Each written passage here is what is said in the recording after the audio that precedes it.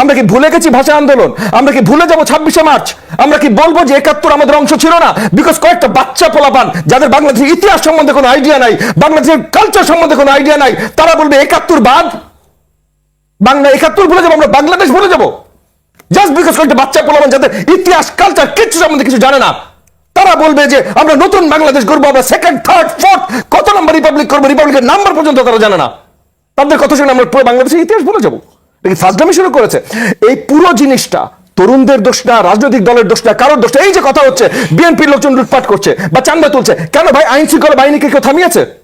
BNP আমার দল না ভাই, বাট বিএনপির জায়গা থেকে তো বিএনপি একটার পর একটা বহিষ্কার করছে যাদেরকে ধরা পড়ছে।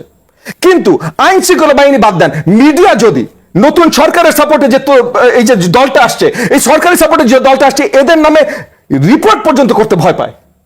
আপনি বলেন, আপনি মিডিয়া চালান, আমি আপনাকে এখানে স্পটে ফেলতে চাই না, বাট আপনি বলেন আপনার চ্যানেল কয়বার রিপোর্ট করেছে?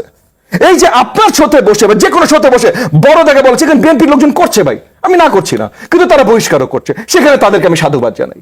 যদি তারা বহিষ্কার না করতো আমি তাদেরকেও শক্তভাবে নিন্দা করতাম। কিন্তু অন্য পার্টি যে করছে তাদেরকে ধরেন, তাদের কথাও বলেন। তারা তো নতুন এসছে ভাই, মাঠে নতুন এসে অলরেডি চান্দা শুরু হয়ে গেছে, তাহলে তাদের সম্বন্ধে কি ব্যবস্থা আপনি নেবেন?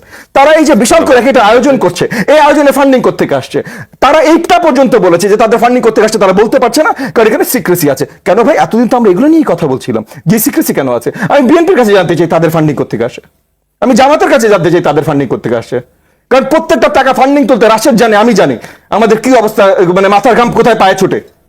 তো আপনাদের এত বড় ফান্ডিং করতে আসছে, আপনি বলেন ভাই, আপনি স্পষ্ট রাজনীতি করতে চান, বড় বড় কথা বলতে চান, বড় বড় আওয়াজ করতে চান, আপনি নতুন প্রধানমন্ত্রী, তাহলে বলেন, আপনি দেখান আপনি প্রধানমন্ত্রীর মতো করে কাজ করেছেন, তারপর আমরাও মানবো। আপনার বয়স 20 না 42 না 82, আই ডোন্ট কেয়ার, আপনাকে প্রধানমন্ত্রী হিসেবে মানতে আমি রাজি আছি।